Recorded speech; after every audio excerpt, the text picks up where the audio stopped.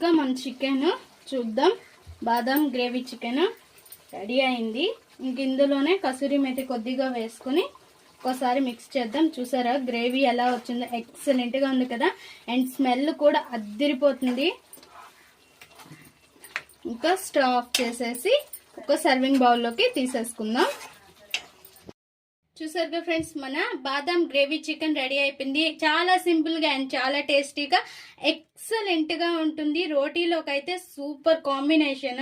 Excellent అంటే ఎక్సలెంట్గా ఉంటుంది. పైన కొద్దిగా బాదంతో గార్నిష్ చేసుకోండి, కొత్తిమీర బాదంతో సూపర్ ఉంటుంది.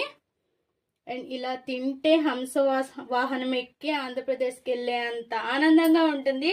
అంత బాగుంటుంది. ఎక్సలెంట్ అంటే ఎక్సలెంట్గా ఉంటుంది. ఒక్కసారి ట్రై చేయండి. ఇలా చేసి ఎలా వచ్చిందో మా కామెంట్ బాక్స్లో కామెంట్ చేయండి. మా ఈ వీడియో మీకు నచ్చినట్లయితే లైక్ చేయండి, షేర్ చేయండి, మా ఛానల్ని